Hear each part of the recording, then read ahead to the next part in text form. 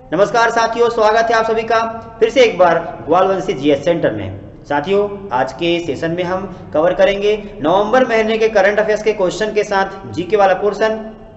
तो आइए हम शुरू करते हैं। आज का पहला क्वेश्चन आपके सामने करंट अफेयर्स का है। ऑक्सफोर्ड डिक्शनरी ने कौन से शब्द को वर्ड ऑफ द वर्ड मतलब शब्द वाला वर्ड ऑफ द ईयर घोषित किया है? आइए यहां समझते हैं। देखिए साथियों, बात आई है वर्ड ऑफ द ईयर।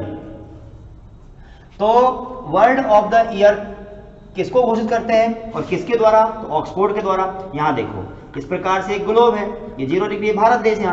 यहां पर एक देश, उस देश का नाम ब्रिटेन है। ब्रिटेन देश में क्या हुआ था? 1884 में ऑक्सफोर्ड डिक्शनरी की शुरुआत हुई थी। जो ऑक्सफोर्ड डिक्शनरी है साथियों, इतनी बड़ी है, अच्छी मोटी डिक्शनरी है। पता है इतनी मोटी मतलब बहुत सारे उसमें वर्ड्स हैं। पता है कितने हैं? 145। क्या आप बताओ बोला कितने वर्ड्स होंगे? 145 वर्ड्स, 145 लाख वर्ड्स, 145 हजार वर्ड्स, 145 करोड़ वर्ड्स। ये जो है वर्ड बोल देना। बताओ कितने वर्ड्स होंगे इसमें, कितने शब्द होंगे? तो इसमें क्या है? 145 करोड़ शब्दों का संग्रह ऑक्सफोर्ड डिक्शनरी है। और यह डिक्शनरी हर साल एक वर्ड को वर्ड ऑफ द ईयर घोषित करते हैं। दुनिया के 262 देश जो जिस शब्द को सबसे ज्यादा उपयोग करता है उस शब्द को ऑक्सफोर्ड भी घोषित कर देता है कि बोले साल में, एक साल में सबसे ज्यादा जो शब्द उपयोग में लाया जाता है वह शब्द को वर्ड ऑफ द ईयर घोषित करते हैं। अब आप खुद बताओ कि 2021 में कौन सा वर्ड को सबसे ज्यादा बार उपयोग किया गया है? तो आप सबको पता है, वैक्सीन। जो वैक्सीन है, वैक्सीन का वैक्स, ये वैक्स को सबसे ज्यादा बार उपयोग किया गया है। इसीलिए वैक्स को 2021 का वर्ड ऑफ द ईयर घोषित किया गया है। क्वेश्चन आपको समझ में आ गया होगा। चलिए अगला क्वेश्चन की ओर।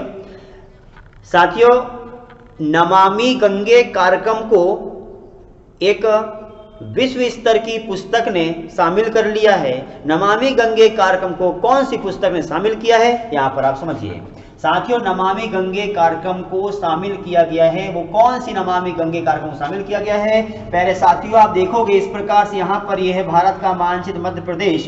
यहाँ पर देखना उत्तराखंड है, और ये मान लो ये उत्तराखंड पूरा, ये उत्तराखंड है। उत्तराखंड में 2 ग्लेशियर है, एक का नाम है गंगोत्री हिमानी और एक का नाम है यमुनोत्री हिमानी। आपको पता है यहाँ गंगोत्री से निकलने वाली गंगा नदी 2525 किलोमीटर बहती है और यह भारत देश में 2071 किलोमीटर बहती है।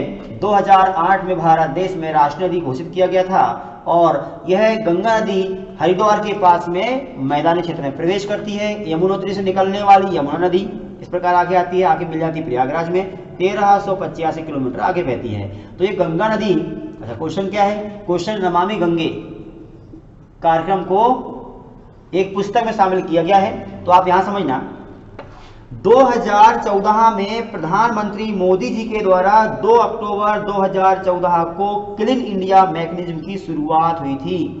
और क्लीन इंडिया मैकेनिज्म के बाद में साथियों 2014 में ही भारत देश में नमामि गंगे कार्यक्रम की शुरुआत की गई थी। और इसका उद्देश्य था गंगा नदी की साफ सफाई करना, यमुना की सफाई करना, भारत देश की नदियों की सफाई करना, इसका उद्देश्य था। 2021 में भारत देश की नदी की सफाई हो चुकी है। गंगा नदी सफाई लगभग हो रही है, यमुना बहुत ज्यादा सफाई हो चुकी है, क्योंकि आपने देखा होगा यमुना की इतनी सफाई हो गई है कि 2021 में अभी छठ पूजा वहां हुई है तो वहां पर प्रदूषण के झाग दिखाई दे रहे थे, इतनी सफाई हुई है ना? आप समझ गए होंगे। तो खैर क्वेश्चन पे आते हैं। नमामि गंगे कार्यक्रम इतना अच्छा कार्यक्रम है कि इसको वर्ल्ड स्तर पर शामिल कर दिया गया है। तो साथियों, विश्व की एक पुस्तक है Guinness book of world record. Guinness book of world record में भारत देश की नमामि गंगे कार्यक्रम को शामिल कर दिया गया है। जैसे नमामि ब्रह्मपुत्र योजना की शुरुआत भी भारत सरकार ने 2017 में किया था ब्रह्मपुत्र नदी की सफाई करने के लिए, उसी प्रकार 2014 में नमामि गंगे योजना। उम्मीद करूंगा आपको ये भी आगे होगा समझ में। चलिए अगला क्वेश्चन आपके सामने है, स्टेट बैंक ऑफ इंडिया के एक पूर्व चेयरमैन को अरेस्ट कर लिया गया है, वो कौन से पूर्व चेयरमैन हैं? स्टेट बैंक ऑफ इंडिया के चेयरमैन को अरेस्ट किया है। अब देखिए बात आई है स्टेट बैंक ऑफ इंडिया की, तो साथियों स्टेट बैंक ऑफ इंडिया की बात आई है और पूर्व चेयरमैन की बात आई है, तो बात करते हैं हम पहले स्टेट बैंक ऑफ इंडिया की, मतलब बैंक की। साथियों 1770 में हिंदुस्तान बैंक का निर्माण किया गया था। भारत देश का पहला विदेशी बैंक का नाम हिंदुस्तान बैंक था। 1894 में भारत देश में पंजाब नेशनल बैंक बना, देश का पहला नेशनल बैंक, भारत का पहला भारतीय पूंजी से स्थापित होने वाला देश का पहला बैंक ये वाला बैंक है। अब उसके बाद में क्या हुआ, 1806 का समय आया, यहाँ बना बैंक ऑफ बंगाल। 1840 का समय आया, यहाँ पर बना बैंक ऑफ मुंबई। और 1843 का समय आया, यहाँ बना बैंक ऑफ मद्रास। और तीनों बैंक को जोड़ करके 1921 में इंपीरियल बैंक बना दिया गया, और जिसको 1955 में गोरेवाला समिति की सिफारिश पर स्टेट बैंक ऑफ इंडिया बना दिया गया। तो स्टेट बैंक ऑफ इंडिया की स्थापना 1955 में हुई है। 2021 में एक व्यक्ति को 2 केस के कारण पकड़ लिया गया है, अरेस्ट कर लिया गया है। वो 2 केस कौन से साथियों? तो क्या हुआ था, एक केस इसमें यह है कि एसबीआई के जो पूर्व चेयरमैन हैं प्रदीप चौधरी, इन्होंने 2 कांड कर दिए। कौन से? कर्ज घोटाले में। भैया एक है 200 करोड़ रुपए गोदावरी ग्रुप है जैसलमेर का, जो राजस्थान का एक जिला है जैसलमेर, वहां का 200 करोड़ रुपए गोदावरी ग्रुप के थे। वो 200 करोड़ रुपए गोदावरी ग्रुप में उसका लोन ले लिया। दूसरा एक होटल थी, उस होटल के लिए 25 करोड़ रुपए एसबीआई से खुद ने लोन ले लिया और पेड नहीं किया। तो इनके ऊपर 200 करोड़ रुपए का लोन गोदावरी ग्रुप का और 25 करोड़ रुपए का जो लोन है वो किसी होटल को स्थापित करने में लगाया हुआ था। तो इस कारण से उनके ऊपर लोन पड़ गया और उन्होंने पेड नहीं किया, और पेड नहीं किया इसीलिए जो व्यक्ति है प्रदीप चौधरी, उनको अरेस्ट कर लिया गया। उम्मीद करूंगा आपको ये वाला क्वेश्चन समझ में आ चुका होगा। अगला क्वेश्चन आप बढ़ते हैं साथियों। भारत देश और विश्व में पहली बार ई प्लेन की शुरुआत हुई है। ई प्लेन, अपन ने तो ई जो है सी प्लेन की शुरुआत देखे हुए थे। सी प्लेन कौन सा वाला था? सी प्लेन भारत देश में चालू हुआ था कहां पर? तो बताया था मैंने कि गुजरात में साबरमती रिवर फ्रंट से केवड़िया के बीच में 200 किलोमीटर रास्ते में 1500 रुपए में कवर करवा दिया जाएगा सी प्लेन से। ऐसा हवाई जहाज जो आसमान में उड़ेगा और पानी में चलेगा। वैसे ही एमपी में कितना, तो एमपी में 7 जगह पर चालू हो गया, स्थान नियुक्त कर दिया गया है। और यहां पर अब है ई प्लेन। जैसे इलेक्ट्रिक गाड़ी चल रही है, इलेक्ट्रिक गाड़ी भारत देश में 2030 तक 100% आ जाएगी, ये उन्होंने बोला है। तो ई प्लेन की शुरुआत हुई है अंतरराष्ट्रीय स्तर पर। विश्व का पहला ई प्लेन की शुरुआत कहां पर हुई है? साथ इस प्रकार से ग्लोब बनाए। 0 डिग्री भारत देश, यहां पर न्यूजीलैंड देश है और न्यूजीलैंड में वेलिंगटन नामक स्थान है। इस वेलिंगटन नामक स्थान पर 2021 में विश्व का पहला ई प्लेन की शुरुआत कर दी गई है। और वह जो ई प्लेन उड़ाया गया है वो किसने उड़ाया है साथियों? एक व्यक्ति है, उस व्यक्ति का नाम है गैरी फ्रीडमैन। गैरी फ्रीडमैन ने 2021 में वेलिंगटन में उड़ा दिया गया है। वो ग्रीन ऊर्जा के माध्यम से चलेगा। ग्रीन ऊर्जा मतलब ऐसी एनर्जी जो सौर ऊर्जा के माध्यम से चल रही है, या इलेक्ट्रिक उसमें बन रही है, उसके बाद में विद्युत चल रही है। क्वेश्चन बनेगा विश्व का पहला सी जो है ई प्लेन कहां उड़ा? तो ई प्लेन उड़ा हुआ है न्यूजीलैंड देश में।